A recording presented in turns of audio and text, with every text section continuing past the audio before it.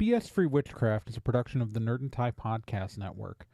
Nerd and Tie produces podcasts ranging from actual play to true crime, and you can find more at nerdandtie.com or join our Discord by going to nerdandtie.com/Discord. Welcome to BS Free Witchcraft, your monthly guide to the modern witchcraft movement, minus a lot of the usual, bullshit. I'm your host, Trey Dorn, and it is June of 2023, which means we have a little bit of housekeeping to start with before we get to the actual show, and that is every July, I do my Q&A and feedback episode of the show, right? Every July, I answer questions from you, the audience, about witchcraft or just anything else that you may want to ask me. And if you want to get those questions in for the July episode, you have to get them submitted by July 10th, 2023. July 10th, 2023, because that's when I'm going to compile them and I'm going to figure out what... that's what we're going to put it together. So if you want to submit a question, what you want to do is go to bsfreewitchcraft.com and click on the contact form. It should be bsfreewitchcraft.com/contact, and put your question in there. I answer these questions anonymously, where I don't list who asked them. So if you're worried about privacy, don't include any information you're not okay with me reading out on the show. That's just in general kind of a tip when writing into a thing where people are writing into things. Anyways, yeah, so I want your questions. I want your thoughts. I want your opinions on witchcraft and other stuff that would be appropriate for the show. And July 10th. That is your magic time to get me that stuff. Okay? All right. And now on to this show. And this month we're talking about something that I think is really important but often neglected in a lot of online witchcraft spaces especially, but in the witchcraft movement in general, and that is doubt. And how important doubt and asking questions and critically analyzing your spiritual and witchcraft experiences are.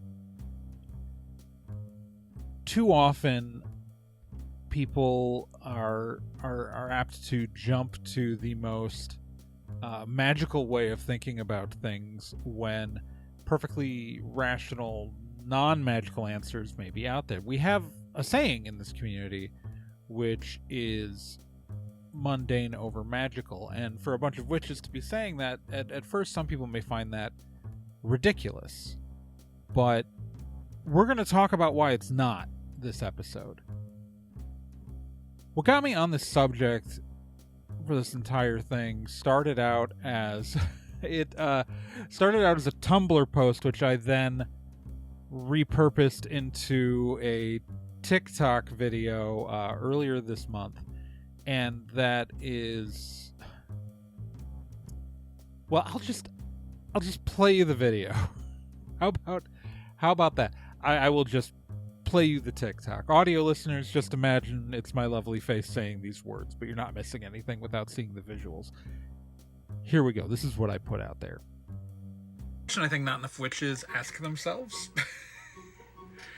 just existing in current witchcraft spaces, is that they don't ask themselves, did a full-ass actual deity reach out to me, a fairly ordinary person who isn't any more special or exceptional than anybody else? Or was it just my subconscious pointing me towards that thing I wanted to be pointed towards? Like, is it coming from within the house? Think about it for just a minute at least. Please just ask the question. Needless to say, this got some people mad. And I know that I'm a little snarky and a little, maybe more abrasive than I could have been in that video, but I see this pattern where people tell me that a god reached out to them or that a deity reached out to them, and it's always this. And I don't mean people who are like, oh, I saw a sign of something and I know, and I'm subconsciously reminded of this thing, and so I consider that a god reaching out to me. That's not necessarily what I'm talking about. It's it's deciding that a god reached out to you. It's especially used in defense of ridiculous things to shut down arguments. Like when people have it pointed out to them, especially Lilith, this comes up a lot. And we've done the whole episode on Lilith and about how there is no goddess Lilith and all of that. And that this is a figure exclusively from Jewish folklore. The people always then respond when you tell them that, well, but Lilith called out to me, and who are you to tell a god what to do, or something like that. It's often ridiculous, and it's still like people don't ask the question of, is this coming from inside the house? And I think they should, because we are so apt to... People want to construct narratives.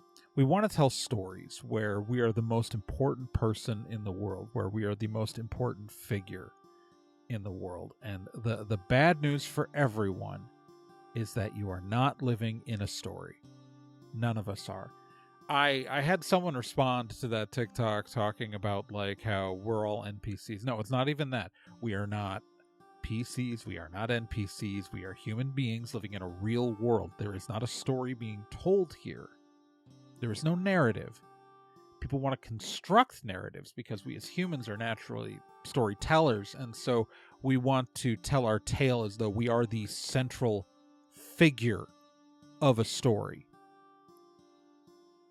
And so we are apt to interpret things in a way to make us feel more special, to make us be more special. And that narrative, anything we can find that reinforces that narrative, we are naturally attracted to, right? Like we are naturally attracted to these ideas that we are special. A lot of people get into witchcraft because they want to feel special. But this idea of a god calling on you and choosing you, it's literally a chosen one narrative. And I've had people object to me talking about it in terms of you're not more special than anybody else, but you're not. I'm not. No. And I've had people object saying, well, a god doesn't need you to be special to reach out. But does a god need to... I'm reminded of a line from Star Trek V, the only good line in Star Trek V, which is, what does God need with a starship? But I digress. My personal opinions on theology are not actually what's important here. My personal opinions on the likelihood of things, again, not important. What is important is that these people have these experiences, have these moments. Don't ever ask themselves, could this be something else? Could this be my personal wants and desires that I am reinterpreting through this lens to make it a magical experience? Am I interpreting my own desires as a call? Which is... The idea of a call is a very culturally Christian idea to begin with, so I feel like some people just haven't done the deconstruction of their own culturally Christian religious backgrounds, or, you know, I think that some people haven't really thought about that. But again, that's getting into theology that is not the focus of what we're talking about here. They don't ask the question at all. It never occurs to them to ask the question. And asking the question, is this experience a truly supernatural thing, or is this something else? Is this something else happening here? They never do. And that's a bad thing for all of us. I don't know if you've noticed, But blind faith often has led humanity down some very bad paths. Because here's the thing that happens when you ask the question. You ask the question, and maybe you come back to your original answer that this has been a spiritual experience. But by having considered all the alternatives, by having considered all of the ways that this could be different, that this could be something else, you keep your mind open to other possibilities. When we accept things blindly, without question, we begin to build our identity around these ideas. We begin to incorporate them into our concept of self. And if it turns out we're wrong and we are presented with evidence directly contradicting it, we either then begin to ignore objective reality, which I'm pretty sure over the last couple of years we've all seen at least somebody do. Or, if we do accept a change in objective reality, it can break us. I've talked about how I became a witch on this show before, and it's been a while. I was not raised in a Christian household. I was a very non-religious household, and I grew up an atheist, and I believed in a very concrete version of the universe, a very static, a very framed, a very Newtonian version of the universe. And ironically, it was reading more about science that broke me, because quantum physics, the very nature of things like the Heisenberg uncertainty principle, and I'm not one of those people who's trying to use quantum physics to justify magic or anything like that. We're not going down the pseudoscience route. All I'm saying is that I had a very concrete version of the universe in my head. And then the more I learned about science, the more I learned about quantum physics, the more my entire concept of how the world worked just cracked. And I was a teenager. You know, I'm not like some expert or anything like that, but I kind of panicked. And what it did lead me to understand is that my entire concept of reality was incorrect. And if I was wrong about that, what else might I be wrong about? So, and that is arguably the best outcome. That is arguably the best outcome, is that someone then has a moment where they begin to open up their mind. But there are plenty of people in situations like that who just deny the contradictory evidence to their worldview. And that's bad. When we understand and doubt things, when we take things, we take in these doubts and we hold them in our hearts, but we still believe. Right? Like, I believe in magic. I believe in my spiritual experiences, but I am willing to accept doubt that I am wrong. If I am presented with something that contradicts and reinforces, like that verifies those doubts down the road, I am not broken. I have already taken these ideas and incorporate, I understand these ideas, and I can shift and I can move. When we allow ourselves that doubt to exist by critically analyzing our experiences and beliefs, when we allow ourselves to hold on to that doubt, we allow ourselves to become malleable, to change. We allow ourselves to change and grow and become something new, because we are always operating on the best truth available to us. We are always operating on the best possible version of what we believe the world to be based off of the information we have. And when we don't hold too tight to it, and when we let new information in and ask ourselves questions about the information we do have, when better information comes, we are able to reevaluate our worldview and incorporate those ideas going forward without a crisis, without sitting up in the middle of the night realizing that everything you ever believed is wrong and oh my God. Yeah. So that's why it is important to always ask the question.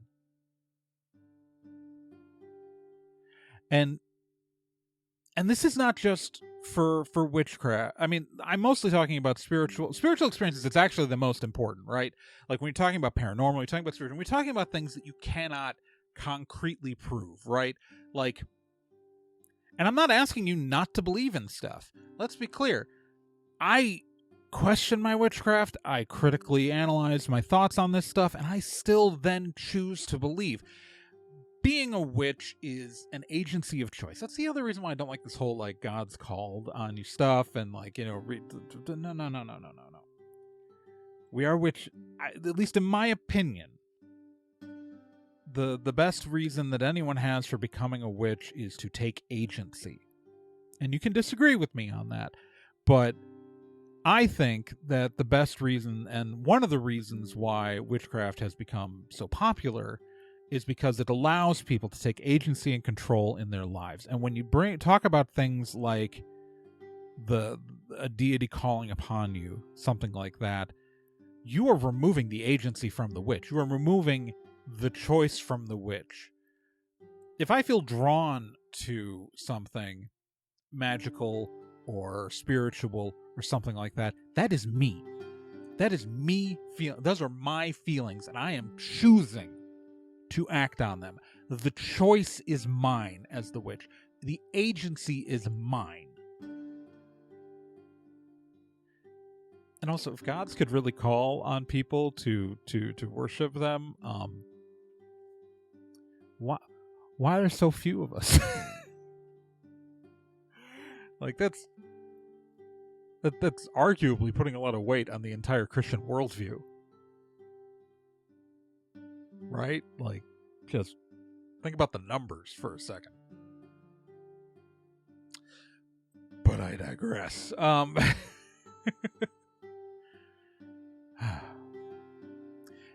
But this idea should be applied to, like, other paranormal and spiritual experiences, right? Like, the entire, and this is so widespread, this things of people not asking questions, of people not doubting things or going full. I hate to pick on ghost hunters outside of the month of October. But, and again, I believe in ghosts. I've had personal ghost experiences. I am a person who firmly believes in certain types of paranormal phenomenon. Do not think I am criticizing anyone's belief in that. I am criticizing people's uncritical belief in that, because what you see in, like, the ghost hunting community is there are a lot of, like, accepted things that some guy just made up once and then everybody repeated, and now it's what things are. Think about, like the classification of poltergeist that has come around, right? Like, people just assume that it is the subconscious psychic power of a living person. That's like it's not the original definition of poltergeist, and it's surely not the only one, but there are people who, like, say that is the thing that happens. Or, like, the psychic tape recorder concept, where, like, you're just seeing a historical event replay because of the psychic energy and blah, blah. We have no reason to believe that those are absolutely true. They are hypotheses. It is a hypothesis that has not been proven. I'm not saying it's a bad idea, but I am saying we should not accept it as just truth. Also, the nature of what ghosts are, people just accept. It goes back to the REM pod. Like, I complained about the REM pod last October. I'm going to keep complaining about the REM pod for always. That and the spirit box. Those two things. The REM pod is literally like a toy theremin in a coffee can, effectively. And the entire idea that it relies on so many assumptions that that ghosts can affect electromagnetic energy. That is an assumption and a guess and a hypothesis that, again, has not been proven. And it relies on that, and it also then claims that like no other radio interference could be happening, or electromagnetic interference, I should say, in this case. And when we know that any electromagnetic interference from any other electronic devices in a world full of electronics, that they don't somehow, like, they couldn't be interfering in that moment. Like, I never see ghost hunters put Faraday cages around spaces, which they should be doing for the spirit box. But that's just spirit boxes are so... We are people who look for patterns. A spirit box scans through radio frequencies where we are broadcasting the English language. We are inherently designed to look for patterns of speech and voice. And so when it catches those moments, those syllables of speech across radio frequencies, we are going to look for a pattern, and we are going to look for confirmation that matches the question that was asked. Right? This is human to look for these things, because that is how our brain, I don't know if you notice how much of it is really dedicated to language. But a lot is. And we look for these patterns, and we look for that confirmation. And we are prone, and nobody asks that question, though. Nobody, at least a lot of people, aren't asking these questions when they use these tools. And then they find something, but it's not proof of anything, because you haven't actually you haven't built evidence for the device working, right? You're using an unproven hypothesis to try to prove another unproven hypothesis, with nothing to show any causation to the correlation that you think you've found. We have to think critically about this stuff, because remember, a carbon monoxide leak in your house can cause a lot of stuff, and it can kill you. So please ask the question, is this a ghost or a god, or do I need to open a window and get out of the house? Because I'm going to die. Right? So that's why I beg of you, please, please, please, ask the question. Just ask the question.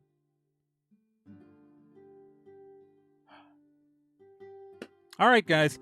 That's pretty much what I had. This is actually, I fully recorded this episode yesterday, and I did not like the version that I recorded, so I have come back and done this a second time.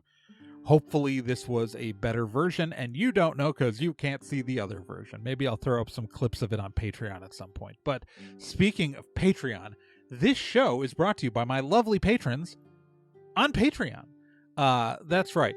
For just $1 a month, you get episodes like this a whole week early, and along with access to exclusive behind-the-scenes vlogs that I record, and sometimes they don't take place in the Yellow Room. In fact, actually, the 3 that are up, none of them take place in this Yellow Room.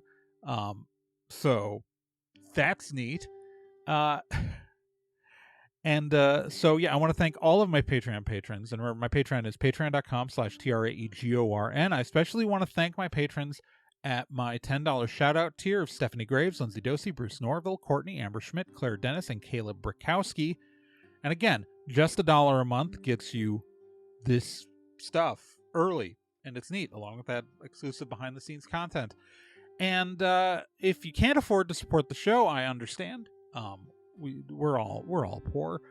Just spread the show, force your friends to listen to it, especially if you got that friend who is never asking the question and is trying to tell you like that that the ex-god reached out to them and that they're the chosen one. It's, you know, I didn't mention this in the episode, but I guess we're still in the episode. I can mention it now. I grew up with this guy. I grew up as a witch in the 90s, and starting out, there were three of us who worked together on stuff. I'm not going to name names because one of them I don't think wants to necessarily be publicly associated with any of this stuff, because we're adults in our 40s. Stuff happens. But one of the guys, like, he was convinced that the three of us were, like, we all had very similar magical experiences. Like, we were there for the same shit. And one of them was convinced that we were, like, the three most powerful magic users in our generation and all this stuff. And I never bought it for a second. But he just was really sold on it and built up so much about it. And I've just seen the difference in our lives. I want things to work out for you. I want things to work out for all of us. But anyways, that happened after the Patreon. Anyways, if you want to follow the show on social media, I am on TikTok as Traegorn, Traegorn. I am on Tumblr as Traegorn, Traegorn. I am on Facebook as facebook.com/BSFreeWitchcraft.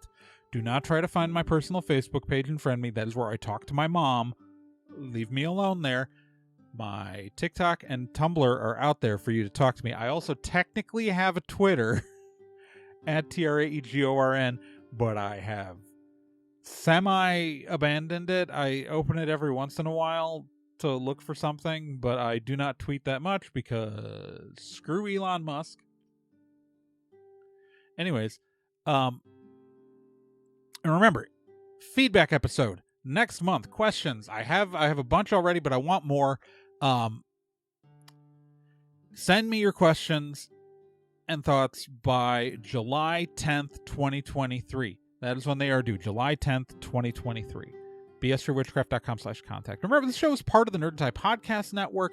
There's a lot of great shows on the network, like Casual Trek, which is a really fun Star Trek podcast. Usually I try to plug Hex Positive, the other witchcraft show on the network, but I want to talk about Casual Trek for a second because I love Star Trek. I'm a huge Star Trek fan.